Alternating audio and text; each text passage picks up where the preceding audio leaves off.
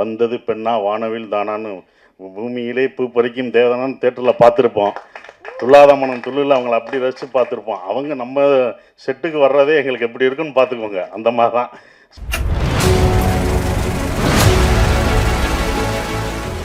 எல்லோருக்கும் வணக்கம். பிரசன் மீடியாவுக்கு ரொம்ப நன்றி.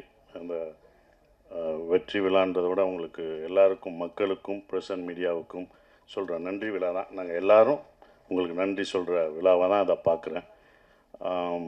ரொம்ப சந்தோஷம். இந்த படம் பார்த்துட்டு வந்து நீங்கள் எல்லோரும் சொன்னீங்க, என்னோடய பத்திரிக்கை நண்பர்கள்லாம் சொன்னாங்க, உங்கள் சம்பளத்தை ஏற்றிடுவீங்களா அப்படின்லாம் கேட்டாங்க. ஃபஸ்ட்டு கண்டிப்பாக முதல் கண்டிஷன் சம்பளம் ஏறாது, அதே சம்பளம் தான், அதை உறுதியளிக்கிறேன். ஏன்னா இந்த பட்ஜெட்டில் இப்படி தான் எடுக்கணும். சம்பளம் ஒவ்வொருத்தவங்க சம்பளம் ஏற்றும் போது அடுத்த இது பண்ணும்போது அந்த பட்ஜெட் ரொம்ப ஜாஸ்தியாகும். இதை விட உங்களுக்கு தெரியும் மார்க்கெட்டில் ரொம்ப கம்மியாகும் அப்படின்ற ஒரு விஷயங்கள்லாம் தெரியும் சம்பளத்தில் ஏற்றலை. இன்னும் ரொம்ப சந்தோஷம் என்னென்னா, எனக்கு பல ஆண்டுகளுக்கு அப்புறம் இவ்வளோ பெரிய வெற்றி கிடச்சிருக்கு. அதுதான் ஒன்று. இவ்வளோ பெரிய வெற்றி கிடச்சிது, பெரிய வெற்றி. இது என்னோடய வெற்றியாக நான் நினைக்கல. இந்த படம் வெற்றியை வந்து ஒரு சசிகுமார் ஜெயிச்சிட்டான், ஒரு $1 மில்லியன் ஜெயிச்சிருச்சு அப்படின்னு நினைக்காதீங்க. புது இயக்குநர்களுக்கு சான்ஸ் கொடுக்கலாம். இனிமேல் எல்லாம் புது இயக்குநர்கள், தோல்வி அடைஞ்ச இயக்குநர்களுக்கு நம்பிக்கை கொடுத்துருக்கு. இந்த படம் வந்து நம்பிக்கை தான் கொடுத்துருக்கு. நாங்களாம் உங்களுக்கு நம்பிக்கை தான் கொடுத்துருக்கோம். பொறுமையாக காத்துக்கிட்டு அதுக்கான இதில் இருந்தால் கண்டிப்பாக நமக்கு வந்து வெற்றி கிடைக்கும். இன்னொன்று, நம்ம தோல்வியை ஒத்துக்கணும். நான் தோல்வி அடைஞ்சிருக்கேன். என் தோல்வியை ஒவ்வொரு தடவையும் நான் ஒத்துக்கிட்டேன். இந்த படம் முதல் நாள் கலெக்ஷன் என்ன உங்கள் எல்லாருக்கும் தெரியுமா? இந்த படம் முதல் டே வியாழக்கிழமை போட்டப்போ இதோட முதல் கலெக்ஷன் என்னென்ன என்னாச்சுண்ணே சொல்லுங்கள். ₹2 வருமா, ₹2.5 வருமா? வந்துருச்சா? உண்மையை பேசுவோம். இதுக்கு போய் நடிகர்கள்ட்ட உண்மையை சொல்லுங்கள். எவ்வளோ ஓடி இருக்குன்னு சொல்லுங்கள். ஏன் மறைக்காதீங்க. எவ்வளோ ஓடி இருக்குன்னு சொன்னால் தான் யாரும் சம்பளம் ஏற்ற மாட்டாங்க, யாரும் எதுவும் பண்ண மாட்டாங்க, உண்மையாக இருப்பாங்க. அப்போ நீங்கள் ஒவ்வொரு தடவையும் சொல்லும்போது தான் சார் இந்த 2 ஏன் நான் சொல்கிறேன்னா, முதல் நாள் இந்த படத்தோட கலெக்ஷன் 2 அப்படின்னா என்னோடய மொத்த படம் ஒரு படம் வந்து 2 தான் கலெக்ட் ஆகிருக்கு. அதை நான் தெரிஞ்சுக்கிட்டேன். ஸோ என்னுடைய இந்த படம் ஒரு படம் 2க்கும் ஓடி இருக்குது, இப்போ பல கோடிக்கு ஓடி இருக்குது. இதோட இது உங்களுக்கு தெரியும். இது பெரிய ஹையஸ்ட், என்னுடைய ஹையஸ்ட் இது வந்து குட்டிப்புலி தான். சுந்தரபாண்டியனும் குட்டிப்புலி தான். அந்த குட்டிப்புலியும் சுந்தரபாண்டியனும் ஹையஸ்ட் கலெக்ஷனை இந்த டூரிஸ்ட் ஃபேமிலி வந்து அடிச்சிருக்கு. அது ரொம்ப சந்தோஷமாக இருக்குது. அப்போ ஒரு நம்பிக்கையை கொடுக்குறத நான் இதை ஏன் இவ்வளோ தூரம் சொல்கிறேன்னா, இனி வரும் நம்மளுக்கு நம்பிக்கை என்றைக்கும் விடாமுயற்சியோட விட்டு கொடுக்கக்கூடாது. அந்த நம்பிக்கை கொடுக்குறதா ஒரு 5 பேருக்கு நம்பிக்கை கொடுத்தா எனக்கு சந்தோஷமாக இருக்கும்னு நான் நினைக்கிறேன். அந்த பொறுமையும் இதுதான். ஏன்னா இது படம் ஆரம்பிக்கும் போதே யுவராஜ் தான் ரொம்ப கான்ஃபிடெண்ட்டாக இருந்தார். எங்கள் ப்ரொடியூசர் சொன்னார், சார் உங்களுடைய இது என்ன ஞாபகம் இருக்குமான்னு தெரில, இது எவ்வளோ போகும்ட்டு. சார் உங்கள் இதை கண்டிப்பாக இந்த படம் மேலே என்னோட நம்பிக்கை வச்சது இந்த ப்ரொடியூசர்ஸ் 2 பேரும் தான். அவங்க தான் இது மேலே ரொம்ப நம்பிக்கை வச்சாங்க. சார் இது நல்லா வரும் சார். எனக்கு சுந்தரபாண்டியன் உங்களை எப்படி எல்லாருக்கும் பிடிச்சதோ, சின்ன பசங்கள்லேருந்து வயசானவங்க வரைக்கும் உங்களுக்கு எப்படி பிடிச்சதோ, இந்த படத்தில் வர தர்மதாஸ் கேரக்டர் எல்லாருக்கும் பிடிக்கும் சார்னு தேட்டரில் போய் பார்க்கும்போது அதை உணர்ந்தோம். ஒவ்வொரு தேட்டரும் படும்போது மக்கள் வந்து ரொம்ப நாளைக்கு அப்புறம் குடும்பமாக ஒரு தேட்டரில் வந்து படம் பார்க்குறேன். எல்லாம் ஓடிடியில் இருக்காங்க, வீட்டில் இருக்காங்கன்னு நினச்சிட்டு இருந்தோம். நல்ல படம் கொடுத்தா அவங்க வர்றாங்கன்றது இப்போ தெரிஞ்சுக்கிட்டேன். நான் தெரிஞ்சுக்கிட்டேன், இது எனக்கு தான். அப்போ எல்லோரும் தெரிஞ்சுக்கணுங்க. அப்போ ஃபேமிலியாக வர்றாங்க, ஏன்னா இவ்வளோ வர்றாங்க அப்படின்னும் போது அவங்க நல்ல படம் இந்த மாதிரி குடும்பத்தோடு ஒரு படம் பார்க்கலான்ற நம்பிக்கை கொடுத்துருக்கு.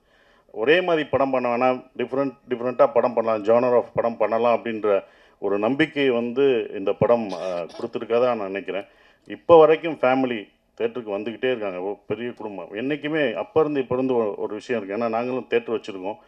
அந்த தேட்டர் கவுண்டர் பின்னாடி நான் உட்காந்துருக்கும்போது லேடிஸ் கவுண்டர்லாம் கூட்டம் வரும், பயங்கரமாக இருக்கும், கூட்டங்களாக நிற்கும். நாங்கள் சின்ன வயசில் உட்காந்து பார்க்கும்போது பார்ப்போம்.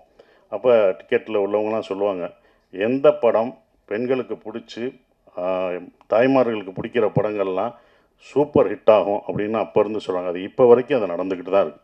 அதனால தான் தாய்மார்களின் பேராதவருடன் அப்படின்னு ஒன்று போஸ்ட் அடிப்பாங்க. ஸோ அவங்களுக்கு பிடிச்சிச்சுன்னு வச்சுக்கோங்களேன், ஃபேமிலியாக வருவாங்க. 5 பேர் வர மாட்டாங்க, ஒரு குடும்பமே வரும். ஒரு குடும்பத்துக்கு பிடிச்சிச்சுன்னா வரும், ஒரு பசங்களுக்கு படம் பிடிச்சிச்சுன்னா அவ்வளோ பேர் வரும். ஸோ அப்படி இந்த படத்தை இவ்வளோ அழகாக ரீச் பண்ணி கொண்டு போன இந்த கம்பெனிக்கு நான் என்னுடைய வாழ்த்துக்களை தெரிவிச்சுக்கிறேன்.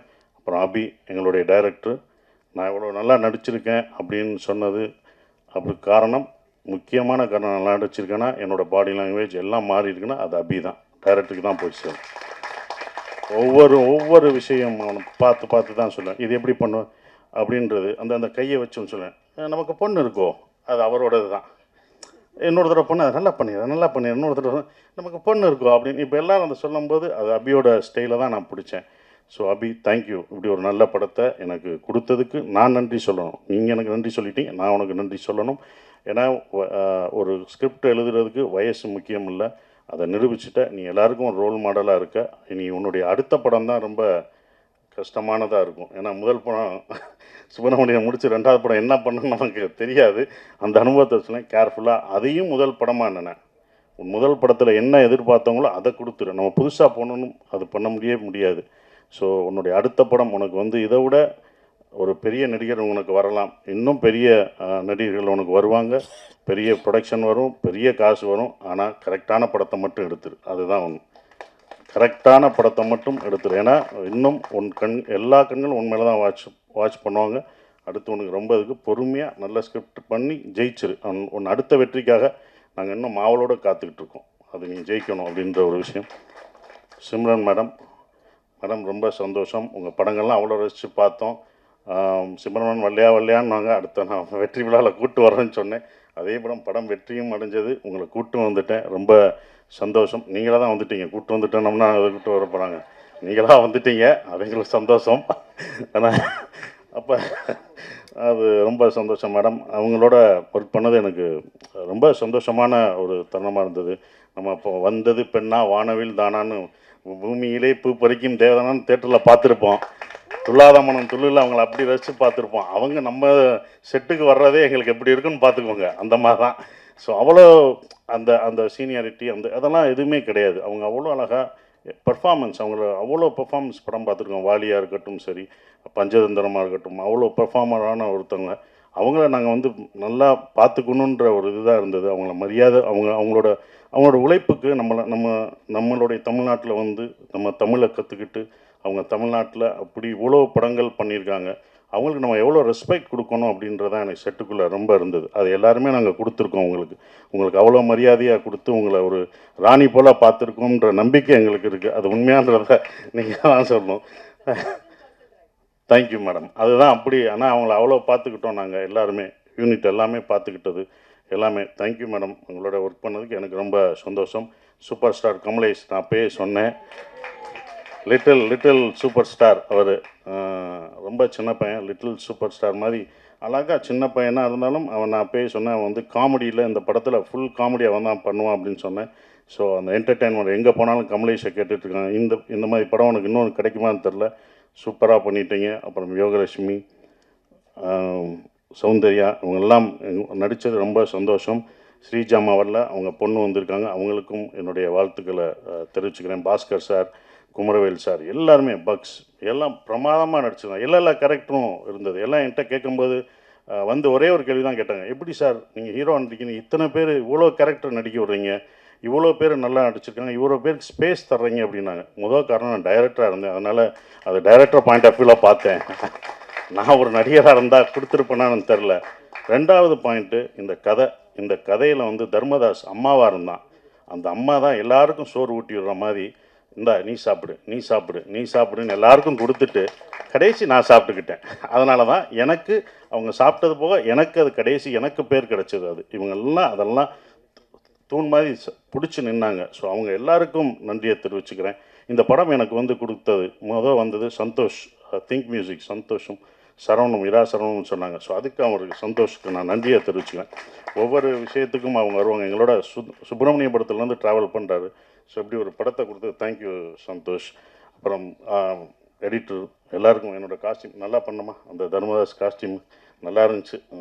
என்னடா கட்டம் பட்டது, என்னடா கிரே கலராக கொடுக்குறாங்க நாங்கள். அப்போ அதுக்கு ஒரு காரணம் சொன்னாப்புல, சார் கிரே நீங்கள் வேலை கிடைக்கிற வரைக்கும் கிரே போடுவீங்க, அதுக்கப்புறம் வேலை கிடைச்சோன்னே வேறு மாறுவீங்கன்னு சொன்னீங்க. அந்த போஸ்டரே அந்த காஸ்டியூமே உங்களுக்கு ரொம்ப அந்த டிசைன்ஸ் ரொம்ப பிடிச்சது. நான் ஆரம்பத்திலே சொன்னேன், இந்த படம் உலகத் தமிழர்கள் மட்டும் இல்லை, உலக லெவலில் இந்த படம் பெரிய வெற்றி அடையும்னு நான் சொன்னேன். கண்டிப்பாக உலகத்தில் எல்லா பேரும் அவ்வளோ ரசித்து பார்க்குறாங்க. அந்த ஈழத்தமிழ் பேசின விஷயத்த அண்ணா அப்படின்னு அவ்வளோ இது பண்ணுறாங்க. நீங்கள் எப்போனா எங்கள் ஊருக்கு வருவீங்க எல்லாம்னு கேட்டுட்ருக்காங்க.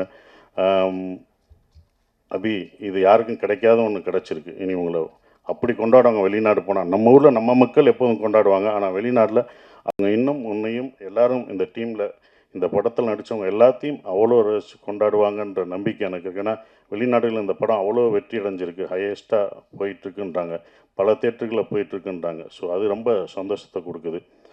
மறக்க முடியாத ஒரு விஷயமா இருக்குது. எல்லாருக்கும் நான் நன்றி சொல்லிட்டேன். ஷான், நாங்கள் 2 பேரும் நிறைய தடவை ட்ராவல் பண்ணியிருக்கோம். அதுவும் இந்த ப்ரமோஷனில் தான் ரொம்ப பழக்கம் அடைஞ்சது. அப்புறம் எங்களுடைய எழுத்தாளர், கவிஞர், மறக்கவே முடியாது மோகன்ராஜ், முதல் படத்தில் இது பண்ணுறது இப்போ வரைக்கும் ட்ராவல் பண்ணது மறக்கவே முடியாது.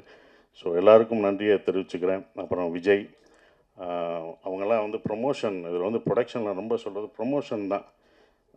அவ்வளோ இது பண்ணிட்டாங்க தம்பி. ப்ரொமோஷன்லாம் ரொம்ப அழகாக சிறப்பாக என்ன பண்ணணும் அப்படின்னு அதுக்கே தனியாக அவங்க செலவழிச்சாங்க. அதெல்லாம் நான் கற்றுக்கிட்டேன். ஒரு படத்தை வந்து எடுக்கிறது பெருசு இல்லை, அதை கொண்டு போய் மக்கள்கிட்ட சேர்க்குறது தான் ரொம்ப முக்கியமான விஷயம். அதை அவ்வளோ அழகாக சேர்த்தாங்க. விஜயும் வெங்கட்டும் அதுக்கு முக்கிய ஒரு விஷயமாக இருந்து அதை கொண்டு போனாங்க.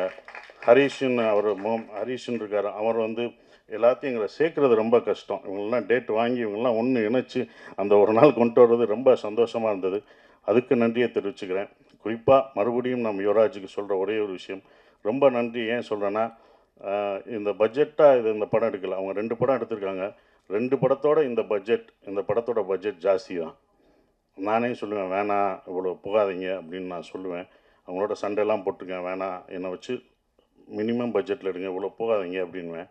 அது அவருக்கும் சொல்லியிருக்காங்க, இவரை வச்சு ஏன் எடுக்கிறீங்க, இது போகுமா என்னன்னு பார்த்துக்கோங்கன்னு அவருக்கும் சொல்லியிருக்காங்க. அவர் என் மேலே நம்பிக்கை வச்சுருந்தார். அதோட இல்லை சார் நான் நம்பி தான் சார். நானே சொல்லுவேன், ராமேஸ்வரம் போகும்போதும் நான் சொல்லுவேன், பட்ஜெட் ஏறிடுச்சுன்னா அவங்களோட நான் சண்டை போடுவேன். இதோட 25ஆந்தேதி ஏன் போடுறீங்க, கிறிஸ்மஸ் ஹாலிடேஸ் எல்லாம் டபுளாக இருக்கும், வெளில வேணாம் சார், பரவாயில்ல சார் அப்படின்னு சொன்னாங்க. இந்த படத்து மேலே அவங்க அவ்வளோ நம்பிக்கை வச்சுருந்தாங்க. அந்த நம்பிக்கை வீண் போகலை. இந்த வெற்றி எங்களோட வெற்றி இல்லை, இது தமிழ் சினிமாவின் வெற்றியாக தான் நான் கருதுகிறேன். குடும்ப படங்கள் நிறையா வருன்ற நம்பிக்கை எனக்கு இருக்குது. ஸோ இன்னும் மாறும், நிறையா படங்கள், நிறையா ஜேனர் படம் வரும்னு நினைக்கிறேன். உங்கள் எல்லாருக்கும் என் நன்றியை தெரிவித்து அப்படியே நன்றி. தேங்க்யூ.